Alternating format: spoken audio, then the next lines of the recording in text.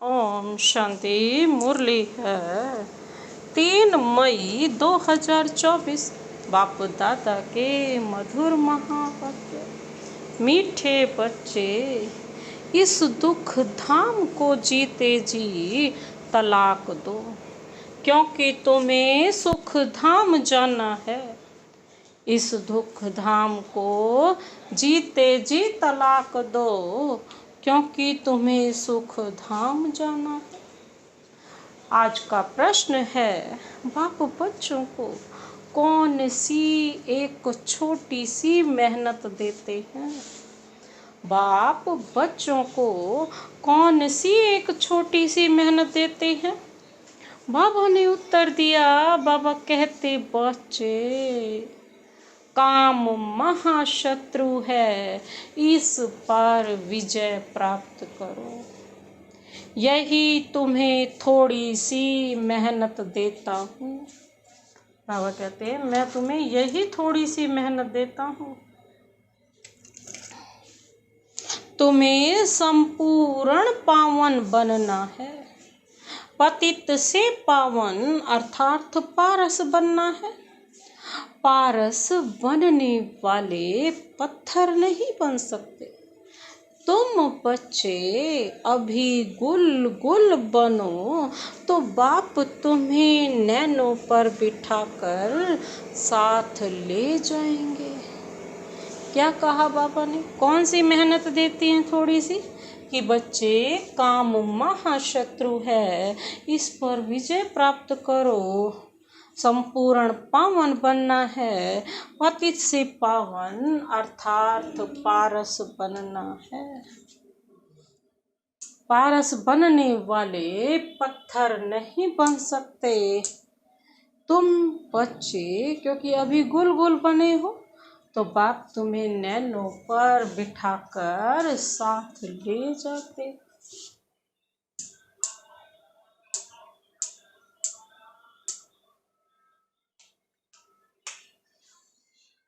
ओम शांति। रूहानी बाप रूहानी बच्चों को समझाते हैं।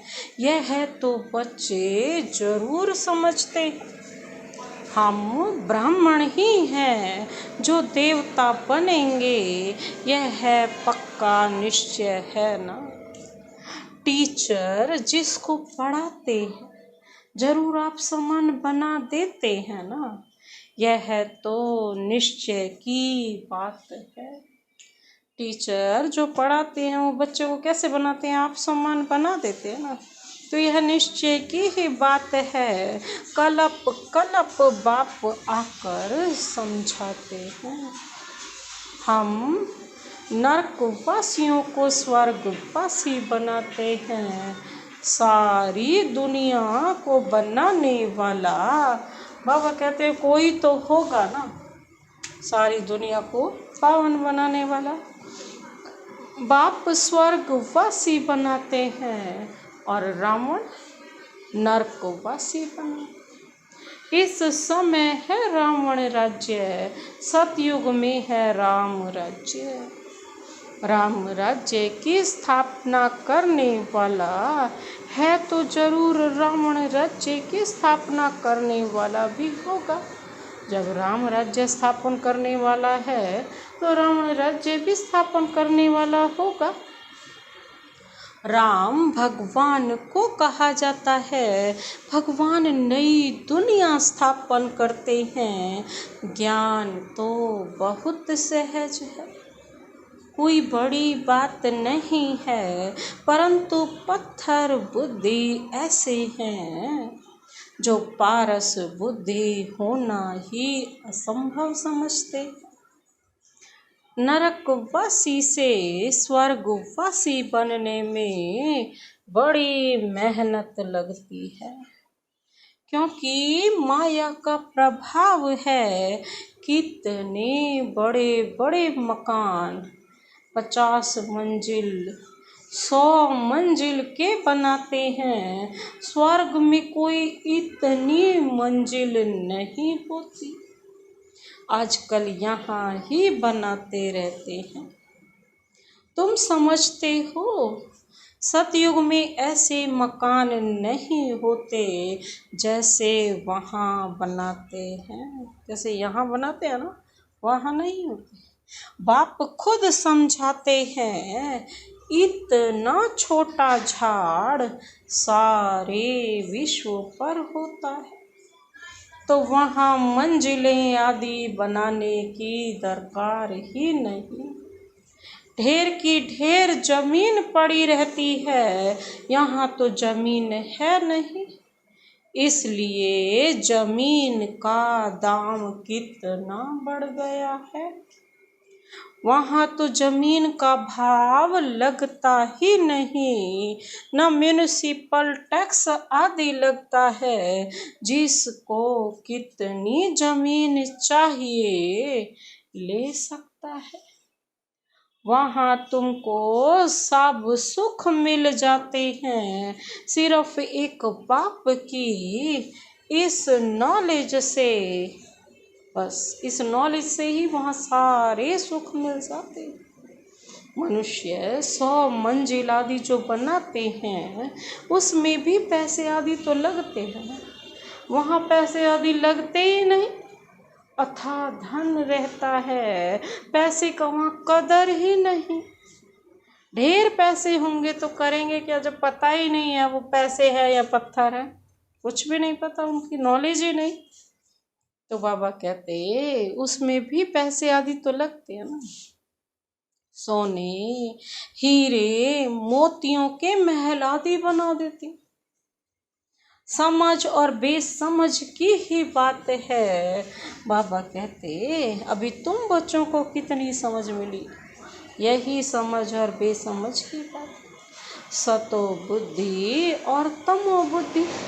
सतो प्रधान स्वर्ग के मालिक, तमो प्रधान बुद्धि नरक के मालिक। यह तो स्वर्ग नहीं है, यह है रो रव नरक। बहुत दुखी हैं इसलिए पुकारते हैं हे भगवान को, इसलिए पुकारते हैं ना भगवान को, और फिर भूल जाते।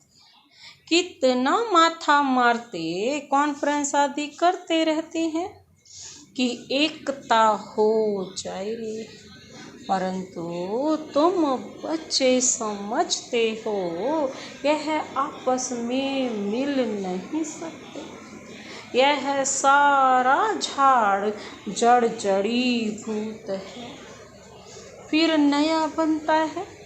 तुम जानते हो कलयुग से सतयुग कैसे बनता है, यह नॉलेज तुमको बाप अभी ही समझाते हैं। सतयुगवासी सो फिर कलयुगवासी बनते हो, फिर तुम संगमवासी बन सतयुगवासी बनते हो। बिना संगम के तो सतयुग में पाँव ही नहीं रख सकते। कहेंगे इतने सब सतयुग में जाएंगे, नहीं। जो सच्ची सत्यनारायण की कथा सुनेंगे वही स्वर्ग में जाएंगे। जो सच्चे सच्चे बाप के बनेंगे और सच्चे नारायण नर से नारायण बनेंगे वही सतयुग में जा पाएंगे।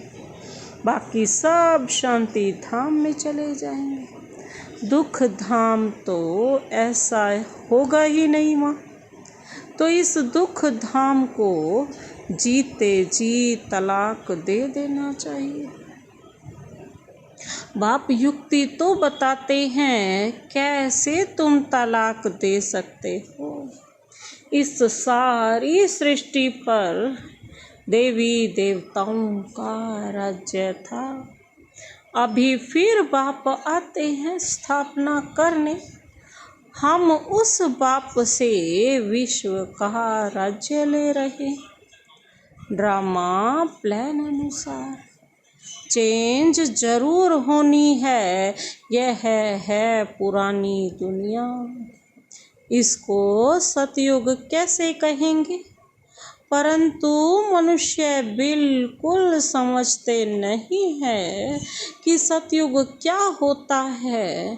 बाबा ने समझाया है, इस नॉलेज के लिए लायक वह है जिन्होंने बहुत भक्ति की है, उन्हें ही समझाना चाहिए।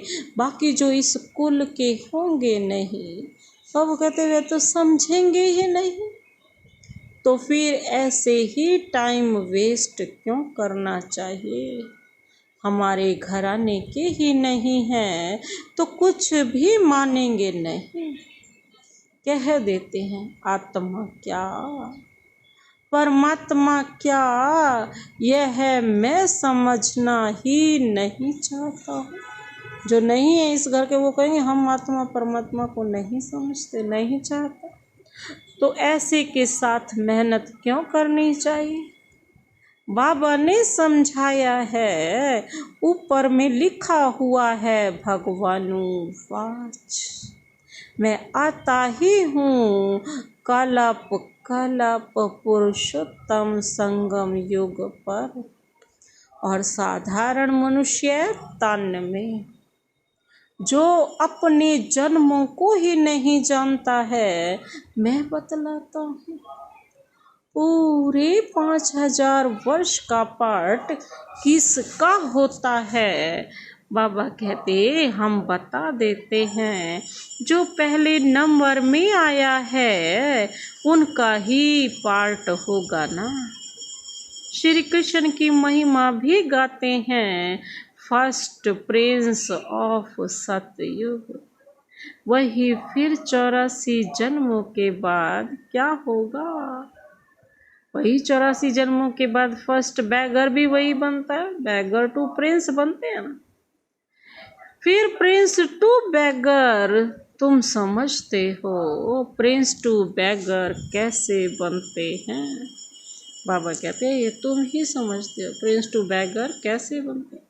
फिर बाप आकर कोड़ी से हीरे जैसा बनाते हैं, जो हीरे जैसा है वही फिर कोड़ी जैसा बनता है। पुनर्जन्म तो लेते हैं ना, सबसे पहला जन्म, सबसे ज़्यादा जन्म कौन लेते हैं। बाबा कहते हैं यह तुम समझते हो। पहले पहले तो श्री कृष्ण को ही मानेंगे क्योंकि उनकी राजधानी है। बहुत जन्म भी उनके होंगे, वही पूरे 84 जन्म लेते हैं, बाकी थोड़े कम लेते तो हैं ही। यह तो बहुत सहज बात है, परंतु मनुष्य इन बातों पर ध्यान नहीं देते। बाप समझाते हैं तो वंडर खाते हैं। बाप एक्यूरेट बताते हैं, फर्स्ट सो लास्ट। जो पहले पहले बनता है, फर्स्ट जो प्रिंस बना वही लास्ट में बैगर भी बनता है।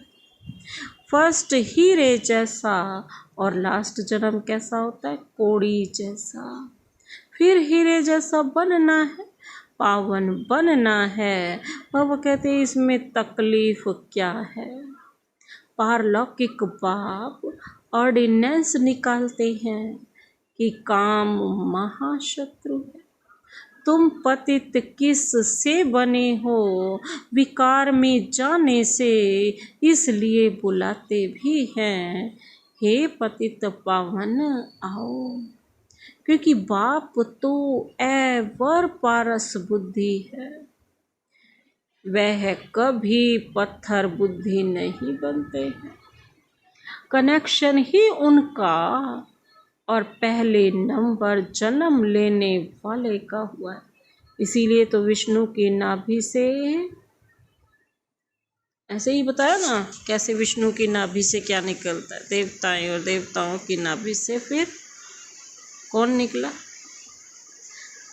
चक्र लगता रहता है ना। ये देवताएं तो बहुत होते हैं, परंतु मनुष्य कुछ भी समझते नहीं। विष्णु सो ब्रह्मा, विष्णु की नाभि से ब्रह्मा, ब्रह्मा ही ना फिर विष्णु बनते हैं, यही बताया ना। परंतु मनुष्य कुछ भी समझते नहीं।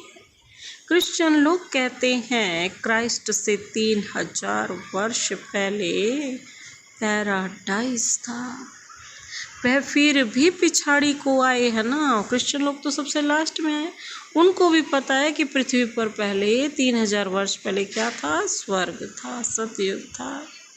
तो उनकी ताकत है, उनसे ही सब सीखने जाते हैं, क्योंकि उन्हों की फ्रेश बुद्धि है। वृद्धि भी उन्हों की है। सतो रजो तमो में आते हैं। तुम जानते हो सब कुछ विलायत से ही सीखते हैं, यह भी तुम जानते हो। सतयुग में महल आदि बनने में कोई टाइम नहीं लगेगा। एक की बुद्धि में आया फिर वृद्धि होती जाती है। एक बनाकर फिर ढेर बनाते जाते हैं। बुद्धि में आ जाता है ना। साइंस वालों की बुद्धि तुम्हारे पास ऊंच हो जाती है। झट महल बनाते रहेंगे। यहाँ मकान व मंदिर बनाने में 12 मास लग जाते। वहाँ तो इंजीनियर आदि सब होशियार होते हैं। वह है ही गोल्डन एज। पत्थर आदि तो होंगे ही नहीं। अभी तुम बैठे हो ख्याल करते होंगे। हम यह पुराना शरीर छोड़ेंगे, फिर घर में जाएंगे, वहाँ से फिर सतयुग में योग बल से जन्म लेंगे। बच्चों को खुशी क्यों नहीं होती, चिंतन क्यों नहीं चलता। जो मोस्ट सर्विसेबल बच्चे हैं, उन्हों का चिंतन जरूर चलता होगा। जैसे बैरिस्ट्री पास करते हैं तो बुद्धि में चलता है ना, हम यह करेंगे, यह करेंगे। तुम भी समझते हो हम यह शरीर छोड़ जाकर यह बनेंगे। याद से ही तुम्हारी आयु वृद्धि को पाएगी।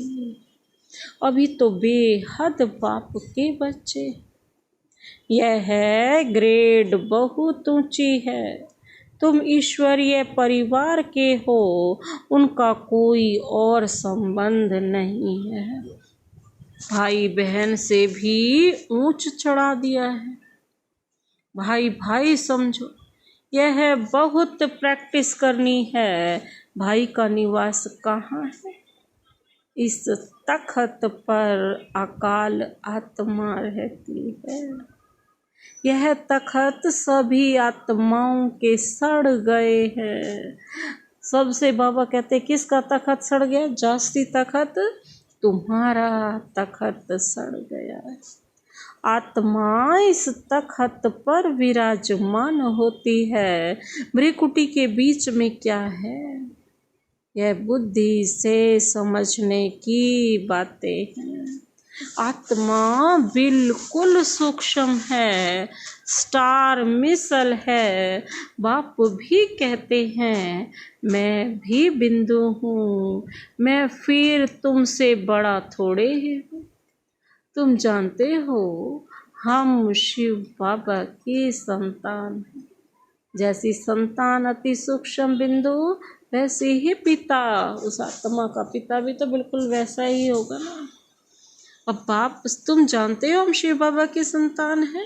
अब बाप से वर्षा लेना, इसलिए अपने को भाई भाई आत्मा समझो। बाप तुमको सम्मुख पढ़ा रहे हैं, आगे चल और ही कशिश होती जाएगी। यह विघ्न भी ड्रामा अनुसार पढ़ते रहते हैं। अभी बाप कहते हैं तुमको पतित नहीं होना। यह ऑर्डिनेंस है। अब तो और ही तमो प्रधान बन पड़े। विकार बिगर रह नहीं सकते। जैसे गवर्नमेंट कहती है शराब नहीं पियो, तो शराब बिगर रह नहीं सकते। फिर उनको ही शराब पिलाए डायरेक्शन देते हैं, फलानी जगह बॉम्ब्स सहित गिर जाओ। कितना नुकसान होता है। बाबा कहते तुम यहाँ बैठे बैठे विश्व का मालिक बनते हो, वह फिर वहाँ बैठे बैठे बॉम्ब्स छोड़ते हैं जो कलयुगी सारे विश्व के विनाश के लिए। कैसे चटा भेटी है। तुम यहाँ बैठे बैठे बाप को याद करते हो और विश्व के मालिक बन जाते हो। कैसे भी करके बाप को याद जरूर करना है। इसमें हठ योग करने व आसन आदि लगाने की भी बात नहीं है। बाबा कोई भी तकलीफ नहीं देते। बाबा कहते कोई ऐसा हठ मार्ग वाला ना। बाबा कहते बिल्कुल सहज इसीलिए बस मुझे याद। कैसे भी बैठो सिर्फ तुम याद करो कि हम मोस्ट बिलवेड प्योर किसके बच्चे हैं। बाबा प्योर बच्चे हैं। तुमको बादशाही ऐसे मिलती है जैसे मक्खन से बाल निकलता ना, ऐसे ही बादशाही मिल जाती। गाते भी है ना, सेकंड में जीवन मुक्ति। कहाँ भी बैठो घूमो फिरो बाप को याद करो। पवित्र होने बिगड़ जाएंगे कैसे। बाबा कहते नहीं तो सजाएं खानी पड़ेंगी। जब धर्मराज के पास जाएंगे तब सब का हिसाब किताब चुकतू होगा। जितना पवित्र बनेंगे उतना उच्च पद पाएंगे। इम्प्योर रहेंगे तो बाबा कहते सूखा रोटला खाएंगे। जितना बाप को याद करेंगे पाप कटेंगे। इसमें खर्च आदि की कोई बात नहीं है। बाल घर में बैठे रहो, बाप से भी मंत्र ले लो। यह है माया को वश करने का मंत्र। कौन सा मंत्र है माया को वश करने का। मन मना भाव। बाबा कहते यह मंत्र मिला फिर भल घर जाओ। मुख से कुछ बोलो नहीं, अलफ और बे। बादशाही को याद करो। वे मतलब बादशाही।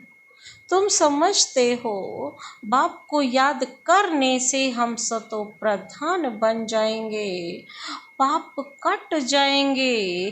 बाबा अनुभव भी सुनाते हैं। भोजन पर बैठता हूँ, अच्छा हम बाबा को याद कर खाते हैं, फिर झट भूल जाता हूँ। क्योंकि गाया जाता है ना, जिनके मत्थे मामला वही तो हो। जिसके माथे मामला वही तो जानेगा ना। कितना ख्याल करना पड़ता है। फलाने की आत्मा बहुत सर्विस करती है, उनको याद करना है। सर्विसेबल बच्चों को बहुत याद करते हैं। तुमको भी कहते हैं इस शरीर में जो आत्मा विराजमान है उनको याद करो। यहाँ तुम आते ही हो शिव बाबा के पास। बाप वहाँ से नीचे आए हैं। तुम सबको कहते भी हो भगवान आया है, परंतु समझते नहीं। युक्ति से बताना पड़े हद और बेहद के दो बाप हैं। अब बेहद का बाप राजाई दे रहे हैं। पुरानी दुनिया का विनाश भी सामने खड़ा है। एक धर्म की स्थापना, अनेक धर्मों का विनाश होता है। बाप कहते हैं माँ में कम याद करो तो तुम्हारे पाप भस्म हो जाएंगे। यह योग अग्नि है जिससे तुम सतो प्रधान तमो प्रधान से सतो प्रधान बन जाओ। बाबा कहते यह तरीका बाप ने ही बताया है, तुम बच्चे जानते हो। बाप सबको गुल गुल बनाकर नैनों पर बिठा कर ले जाते हैं। कौन से नयन, बाबा पूछ रहे हैं, कौन से नैनों में बिठा कर ले जाते हैं? ज्ञान नयन, ज्ञान के हैं जो आत्माओं को ले जाते हैं। समझते हो, जाना तो जरूर है। उनसे पहले क्यों ना बाप से वर्षा तो ले लें, कमाई भी बहुत भारी है। बाप को भूलने से फिर घाटा भी पक्का है, घाटा भी बहुत है। पक्के व्यापारी बनो। बाप को याद करने से ही बाबा कहते आत्मा पवित्र बनेगी। फिर एक शरीर छोड़ दूसरा जा कर लेंगे। तो बाप कहते हैं मीठे मीठे बच्चों, देही अभिमानी बनो। यह आदत पक्की डालनी पड़े। अपने को आत्मा समझ बाप से पढ़ते रहो तो बेड़ा पार हो जाएगा। बाबा कहते शिवालय में चले जाएंगे। चंद्रकांत वेदांत में भी यह कथा है। बोट कैसे बनती है, नाव कैसे बनती है, स्टीमर चला जाता है। यह भक्ति मार्ग के शास्त्र फिर भी बनेंगे, तुम पढ़ेंगे। फिर जब बाबा आएंगे तो यह सब छोड़ देंगे। बाप आते हैं सबको ले जाने। भारत का उत्थान और पतन कैसे होता है कितना क्लियर है। यह सांवरा और गोरा बनता है। ब्रह्मा सो विष्णु, विष्णु सो ब्रह्मा, एक तो सिर्फ नहीं बनता है ना।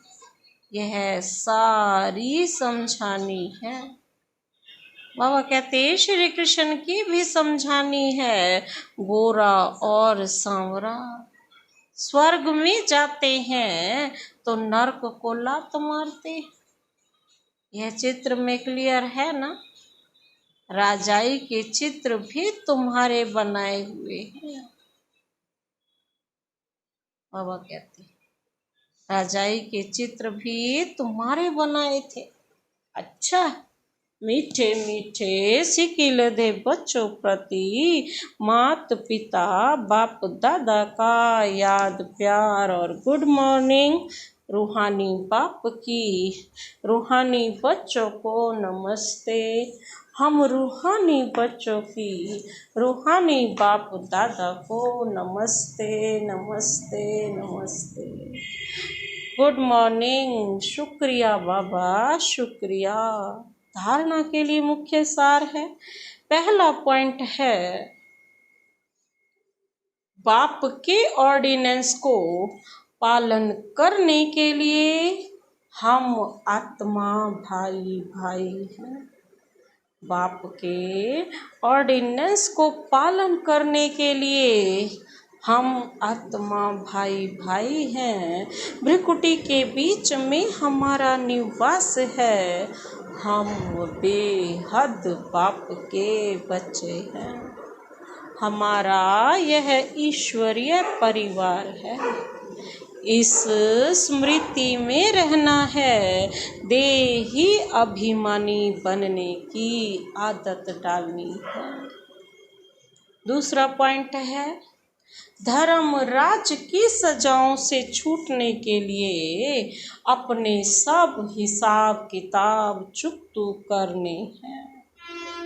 माया को वश करने का जो मंत्र मिला है उसको याद रखते सतो प्रधान बनना है। आज का वरदान, वरदानी हाथ शिव बाबा का सदा अपने सिर पर अनुभव करते हुए वरदान अपने में समाते हैं। बिंदी रूप में स्थित रहे औरों को भी ड्रामा के बिंदी की स्मृति दिलाने वाले विघ्न विनाशक भाव। बिंदी रूप में स्थित रहे और को भी ड्रामा के बिंदी की स्मृति दिलाने वाले विघ्न विनाशक भाव। विस्तार है, जो बच्चे किसी भी बात में क्वेश्चन मार्क नहीं करते, सदा बिंदी रूप में स्थित रहे, हर कार्य में औरों को भी ड्रामा की बिंदी स्मृति में दिलाते हैं, उन्हें ही विघ्न विनाशक कहा जाता है। वह औरों को भी समर्थ बनाकर सफलता की मंजिल के समीप ले जाते।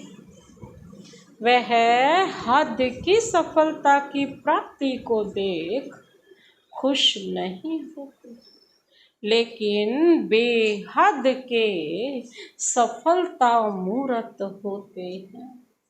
सदा एक रस, एक श्रेष्ठ स्थिति में स्थित रहते हैं।